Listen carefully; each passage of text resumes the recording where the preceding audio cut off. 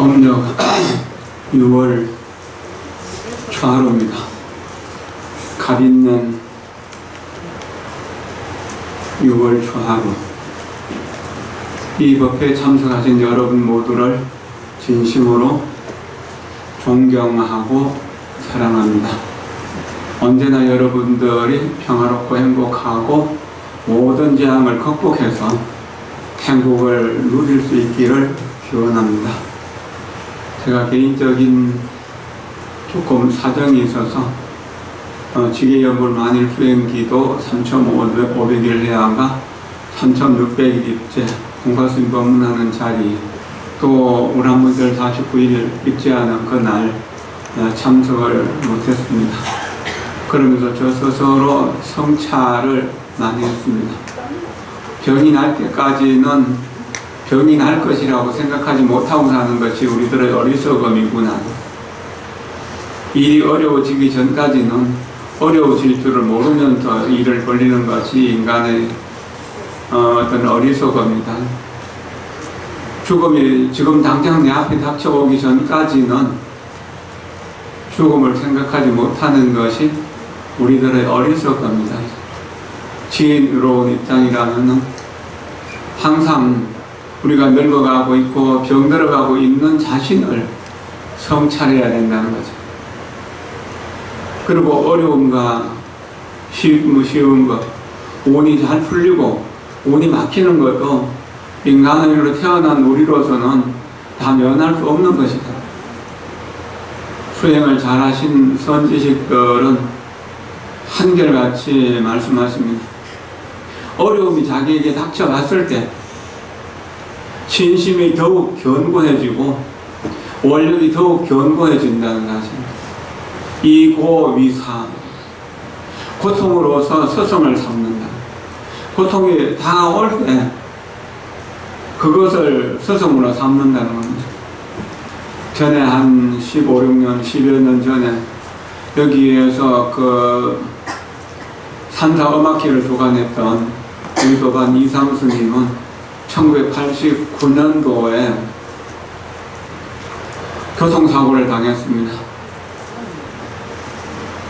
그래 이제 그 조수석에 앉았는데, 앞에 그 운전하시는 분이 앞에 차가 달려오는 것을 보고 이제 급하게 핸들을 꺾었는데 그것이 그 전주를 받게 되고, 이제 기사는 많이 안 다쳤는데 옆에 탔던 분은 아주 많이 다쳤다는 겁니다.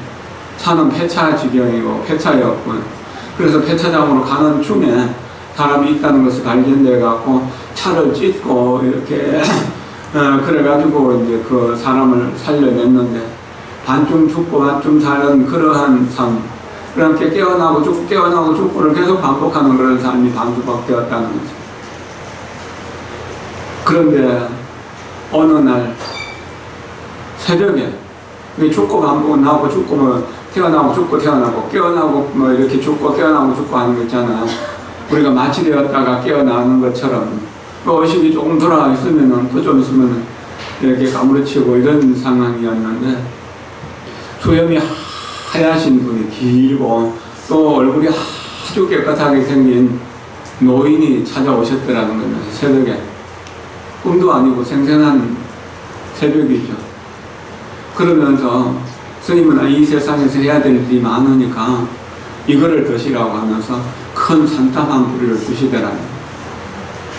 그때 그 죽어가는 상황 속에서라도 살아야겠다는 일념으로 그 산삼을 한 2시간 이상을 씹어서 드셨다고 합니다. 그러고 난 뒤로는 까무러치고 하는 일이 없었다고. 그 뒤로 우리나라에서는 수술할 수가 없어가지고 미국에 갔다가 카나다에 가서 수술을 많이 마치고 왔지만 오른팔을 쓸 수가 없습니다. 왼팔로도 그때부터 지금까지 30년 훨씬 넘는 동안, 40년 가까운 동안 365일 중에서 360일이 아픈 스님으로서 그렇게 지금 그러면서도 아주 당당하고 열심히 살고 있습니다. 의지만 강하다면 우리는 어떤 상황 속에서라도 살아날 수 있다는 것을 증명하고 있습니다. 저 매일매일 그 화엄경 강의를 하시는 그 법무사 무비스님, 무비컨 스님, 그분은 20년 전에, 그 2001년인가요? 한갑 대전에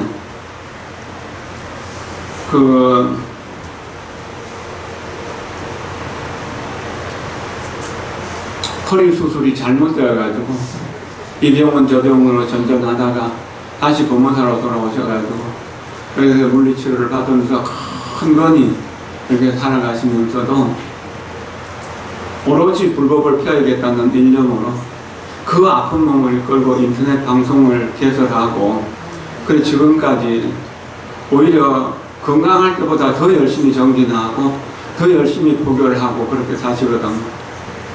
아무리 힘들어도 그런 어른들을 생각하면 내가 힘든 것은 힘든 것이 아니라는 이런 생각을 하게 됩니다. 실제로 우리 주변에 그 두 분 다 살아계시는 분이고 돌아가신 분들 중에서도 죽음의 고비를 한번 넘기고 나서 재발심한 경우들이 아주 많습니다. 그러니까 우리에게 어려움이 닥쳐왔을 때 나는 어려움을 뛰어넘을 수 있는 힘이 있다는 사실을 자각하고 뛰어넘을 수 있는 길을 열어가야 됩니다. 그러나 이거 말처럼 쉬운 것이 아닙니다. 특별한 노력을 하지 않는다면 거의 불가능해져. 만약에 여러분들이, 이거 자주 말씀드리지만, 여러분들이 정말로 눈에 넣어도 아프지 않을 만큼 금쪽보다 더 귀한 그런 아들과 딸을 그냥 쉽게 어디서 주워왔다면 그렇게 사랑할 수 있겠습니까? 정말 목숨을 노리는 그런 고통을 겪으면서 아이를 키웠기 때문에 아이가 더욱 사랑스러운 것이거든요. 우리 수혜님도 그런 것입니다. 제가 살아온 날들을 돌아보면서 오직 중생을 위하고 불법을 위하는 그 두 가지의 일을 성취해야겠다는 생각. 저 힘은 아주 부족하지만 그래도 불보살의 카피력으로서 해야겠다는 그런 염원으로 매일매일 기도하고 정진했던 그 결과로 간홈사가 조금 안정된 절, 간홈 부산에서는 그리고 기도하고 명상하고 공부하는 절로서 자리를 잡을 수 있었던 것은 그런 부처님께 비의하는 마음으로 신심과 원력으로 살아왔기 때문입니다. 저 개인을 위한 정진을 꾸준히 해왔기 때문일 거라고 저는 말씀드립니다. 여기가 함께 하신 분들은 다 아실 겁니다. 그러나 저 스스로 선근이 부족하고 복덕도 부족하기 때문에 어쩔 수 없이 고통을 피할 수는 없습니다. 그러나 고통이 다시 새로운 에너지가 되어서 새로운 내 삶을 만들어갈 수 있을 것이라고 저 스스로 다짐해 봅니다. 아미타경 요해 강기라고 하는 책, 작년 재작년에 돌아가신 지 만 2년 가까이 됐는데요. 전공법사가 아미타경 요해를 강의하신 내용인데 우리도 한번 지난번에 공부한 일이 있죠. 그 요해에는 이런 이야기가 나옵니다. 선건이란 바로 부처님께서 이 법문을 말씀하시면은 그런 사람들이 받아할 수 있고 이해할 수 있는 능력을 말합니다. 우리는 부처님 말씀 얼마나 많이 듣습니까? 그러나 우리의 선건이 부족하기 때문에 받아들이지 못합니다. 조금밖에만 못 받아들여요. 재밌는 이야기를 하면 이야기 잘 들었다가 친구에게 전해야지 하면서 그렇게 듣기는 하지만 그걸 자기 마음을 바꾸고 생명을 이렇게 행복하기로 이끄는 쪽으로 서기를 못한다는 겁니다. 우리의 그릇이 부족하다는 이야기입니다. 선건의 그릇이 부족하다는 겁니다.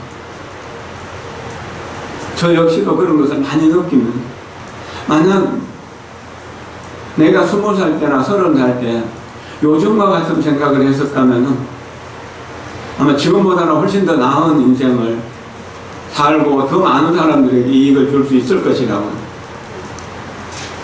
그러나 꾸준히 살아온 것을 돌아보면은 이것 역시 내 성근이 부족한 중에서 조금씩이라도 성근이 자라나고 있는 것을 확인할 수 있는 계기이기도 합니다. 그 다음 복덕이라고 하는 것이 있습니다. 복덕이라는 법문을 들은 후에 발언할 수 있고 수행할 수 있는 인연을 말합니다. 발언할 수 있고 수행할 수 있는 인연, 이게 참 중요합니다. 믿음을 내는 것, 이거 어려운 일이거든요. 내가 부처다, 당신이 부처님, 사람이 부처님, 이렇게라고 이야기를 하는 이야기를 얼마나 많이 들었습니다. 우리 모두가 다 부처님 씨앗을 갖고 있다는 그 사실을 믿지 못하는 것, 그리고 부처가 되겠다는 염원을 하지 못하는 것, 이것이 선건과 복덕이 부족합니다.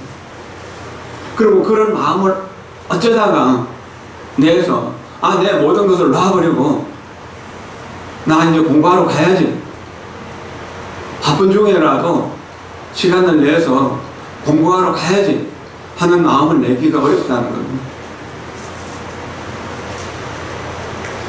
풍찬노죽하면서 발초천풍하면서 그 바람을 맞으면서 노지에서 잠자고 그리고 그 험한 산길을 헤치고 다니면서 선지식을 만나려고 하는 그러한 마음, 그리고 선지식을 만나고 선지식 밑에서 공부할 수 있는 여건이 돼. 내가 건강하다든지 또는 신심이 갖추어졌다든지 원력이 갖추어졌다든지 또 주변에 좋은 도반들이 함께 어우러졌다든지 지리적으로 여러 가지 좋은 상황 속에서 있게 되는 것, 이런 것들이 갖추어지지 않는다면, 그러니까 복덕이 갖추어지지 않는다면 수행을 하고 싶은 마음을 내도 수행할 수가 없다는 겁니다. 그러나 저는 이 선건과 복덕에 대해서 오랫동안 참고했지만 참 선건은 너무 얇고 복덕은 너무 가볍다라고 하는 날, 그 말을 스스로 자각할 수밖에 없습니다. 부끄럽고 또 부끄럽고 또 부끄러울 뿐입니다. 그러나 지금이라도 이러한 마음을 냈다는 것, 불법을 이해할 안목이 옛날보다 조금 나아졌고 또 옛날보다 좀 더 몸은 약하고 나이는 들어가지만 공부하고 싶다는 마음, 새벽에 눈 떠서 저녁에 잠들 때까지 남아미타불 속에서 살려고 정진하는 것, 이것을 보면은 그래도 3500일의 그 지혜 역술이 헛되지 않았다는 것을 느끼게 됩니다. 이렇게 정진하는 것이 혈연의 아버지 어머니로부터 과거의 모든 조상들, 여러분 모두도 어쩌면은 전생 어느 생인가는 나의 아버지였을 거고 어머니였을 거잖아요. 일체중생이 무비시의 다생부모나 일체중생이 어느 때인가는 나의 부모 아니었던 때가 없을 것이다. 한 번인가는 두 번인가는 부모가 되었을 것이다. 무수 억겁 동안 나고 죽고를 반복하면서 살아갔기 때문입니다. 그렇지 않습니까? 그래서 모든 중생들이 부처님이 될 때까지 내 스스로 정진하겠다, 이 마음을 놓칠 수가 없는 것입니다. 아버지 어머니 또 할아버지 할머니 그 윗대로 놀아가면 우리 여러분과 저가 형제 아니고 또 부모 자식 아닌 사이가 될 수 있겠습니까? 이런 입장을 생각하면 모든 중생을 위하는 일이 자연스러운 일이고, 이런 모든 중생을 위해서 보리심을 일으킨다는 말이 결코 헛된 말이 아닐 것입니다. 이러한 발언으로 120년을 이 세상에 살면서 100년 이상을 출가자로서 살아오셨던 허운대사라고 하는 분을 오늘 좀 잠깐 소개를 드리겠습니다. 허운대사는 청나라 말 1840년에 태어나셔서 1959년까지 사셨습니다. 120세를 사셨죠. 복건성 천주라고 하는 곳에서 태어나셨고, 속성은 소씨입니다. 양무제라고 하는 불심천자가 소씨였는데 그 양무제의 후손이었다고 합니다. 모친은 안씨, 얼굴 한자 안씨였는데 40세가 되도록 자식을 낳지 못해서 전전긍긍하다가 이제 가까운 절에서 관세음보살에게 정성으로 기도한 후에 아들을 얻게 되었습니다. 여러분들도 아들 얻기를 원한다면 직업정성으로 노력해 오십시오. 딸 얻기를 원한다고 또 마찬가지죠. 그렇게 해서 대사를 낳았는데, 나오니까 그 큰 거, 그다란 이렇게 이제 고기 덩어리, 둥그런 곰같이요. 그걸 보고 엄마가 그냥 노산이기도 하고 또 놀래고 해가지고, 태어나자마자 어머니 돌아가셨으니까 어머니 얼굴을 모르시는 분이에요. 거운대사가. 근데 이제 집안이 뭐 좀 태어났다고 좋아했는데 핏덩어리 하나 이렇게 곰 같은 살덩어리 하나만 나왔으니까 집안이 얼마나 있겠습니까? 어떻게 했습니까? 완전히 초상집이죠. 이래서 그냥 모두 다 울고 있는데, 마침 그때 요만 의원이 지나가다가 울음소리를 듣고 그 집에 들어와가지고, 그래서 그 사연을 듣고 그 수술 칼로 이제 그 고기 덩어리를 자르니까 거기서 아이가 태어났는데, 그분이 바로 허운대사라고 하는. 그래서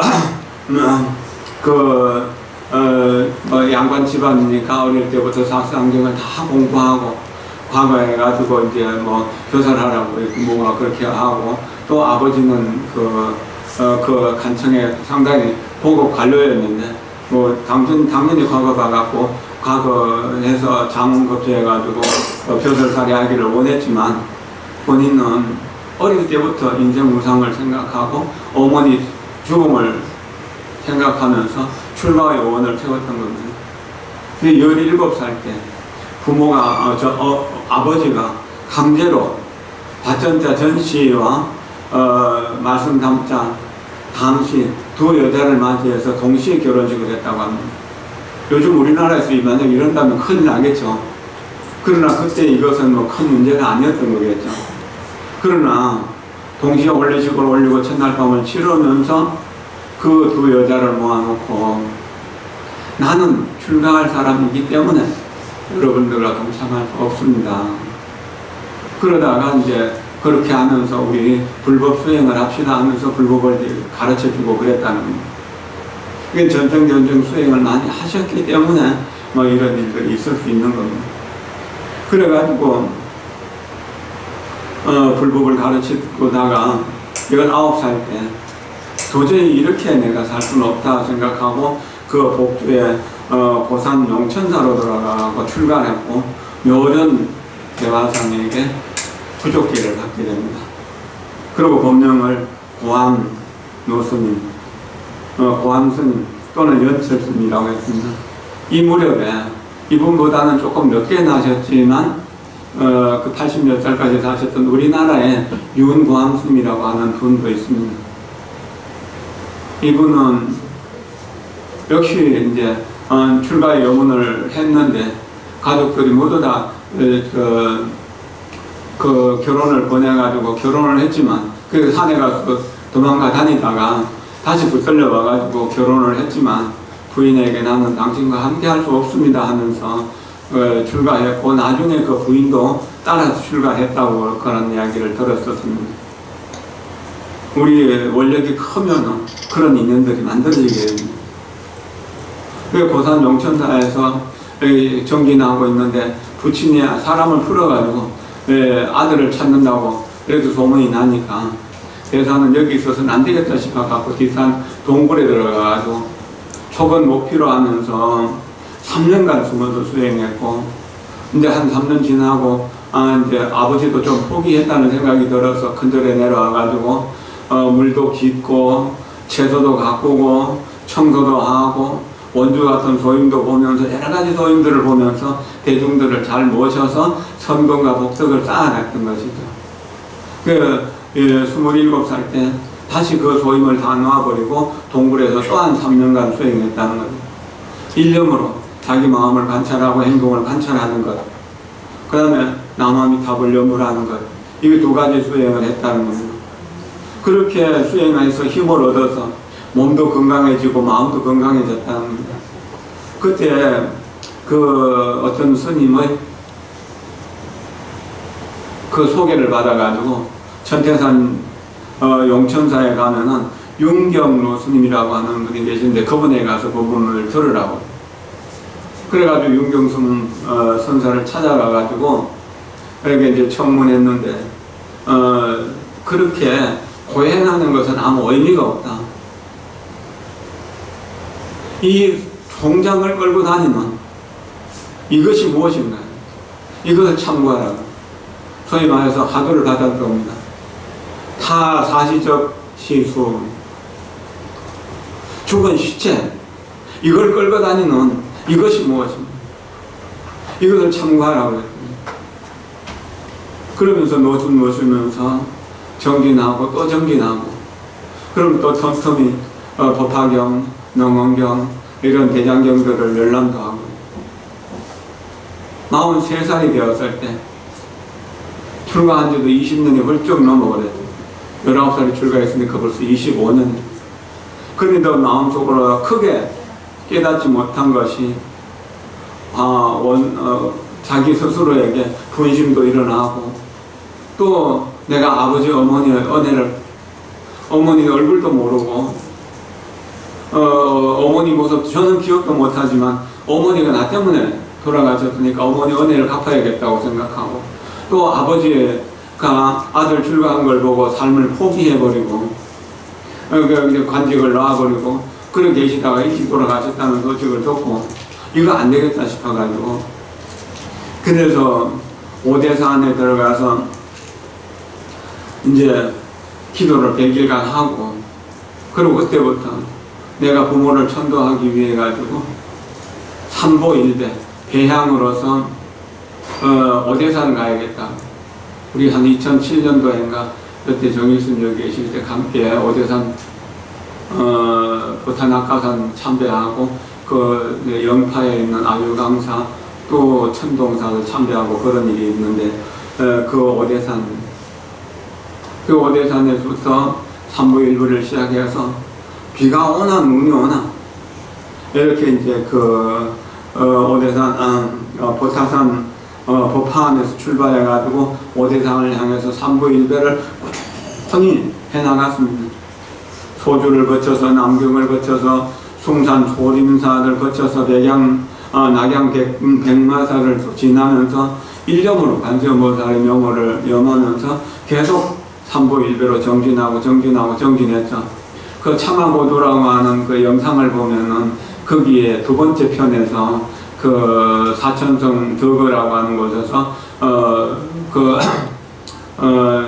티베트의 그 수도까지 삼보일배하는 라사까지 삼보일배하는 젊은이 세 사람하고 노인 2명이 함께 이렇게 이제 짐 실어 나르면서 절을 하면서 그렇게 가는 모습을 봤었잖아요. 그렇게 삼보일배합니다. 지금도 중국에 가면 가끔 그런 분들을 만날 수 있습니다. 우리가 보타낙가산 갔을 때도 그렇게 절하시는 분들을 봤었거든요. 어쨌든 그 비가 오나 바람이 불거나 뭐 이런 거나 말거나 그냥 계속 정진을 해 나갔던 겁니다.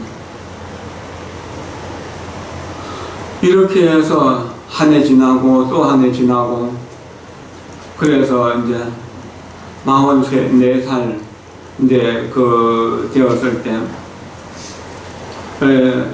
이미 이제 해는 동짓달 겨울이 일찍 오거든요. 그 항하견 용천사라고 하는 폐사에서 폭설 넣어서 이제 가지고 오지도 못하고 먹을 것도 없어서 이제 굶어 죽을 수밖에 없는, 그렇게 해갖고 기진에서 그냥 살았다 깨었다 죽었다 깨었다 죽었다 할 때 문길이라고 하는 거지가 나타나요. 문문자 길할결자 문길이라고. 그분이 나타나서 먹을 거를 주면서 몸을 또 따뜻하게 하라고 방을 데워주면서 몸을 낫게 해줬다는 거예요. 그래서 이제 문길을 만나서 몸을 낫게 되고, 또 이제 몸이 좀 회복되고 눈도 안 내리니까 다시 그렇게 이제 절을 하기 시작했던 겁니다. 그렇게 해서 절을 하다가 복천 홍복사라고 하는 절에서 45세에 설을 맞이하게 됩니다. 그래 몸도 좀 추스리고 건강도 좀 회복해서 다시 절을 시작하려고 하는데 뭐 배가 아파 죽을 지경입니다. 온 뱃속이 그냥 송곳으로 쑤셔진 듯이 아프고 설사는 쫙쫙 나고, 그렇지만 계속 절을 해 나갔는데 한 열흘쯤에 가니까 인간의 오기라는 게 억지로 되는 건 아니잖아요. 마음으로는 할 수 있지만 실제로는 그게 안 되는 거거든. 그래가지고 쓰러져가지고 먹지도 못하고 죽을 지경이 있는데 다시 문길이 왔어요. 거짓 문길이 와갖고 병을 놔두게 되고, 그렇게 해서 다시 문길이 내가 짐을 져줄 테니까 스님의 원력을 이어서 절을 하십시오. 그러니까 짐을 져주는 사람이 있으니까 훨씬 쉬웠겠죠. 그래서 45살이 되었을 때 그해 5월에 이제 드디어 오대산 현통사에 도착하게 됩니다. 그리고 거기서 이제 두루두루 오대를 참배하고 3년간의 고행을 원만하게 회양할 수 있었다고 합니다. 그 문길이 누구냐고 물으니까 아마 아무도 아는 사람이 없는데 어떤 노인이 이 문길은 문수보살의 화현이다라고 그렇게 해줬다고 합니다. 그래서 58세 때 다시 원을 세워가지고요, 어머니를 천도하기 위해서 영파 아유강산을 우리가 오대산 보타낙가산 갔다가 나오면서 들렸던 절인데, 마침 그때 스님들이 법당 안에서 남아미탑을 연불하면서 돌면서 정진해서 우리도 그 일행들하고 함께 한참 동안 정진하고, 거기 또 아유강사에 부처님 사리탑을 친견도 하고 그랬었거든요. 거기에서 이제 사리 친견을 하고 아유강사에서 3000배를 매일 하면서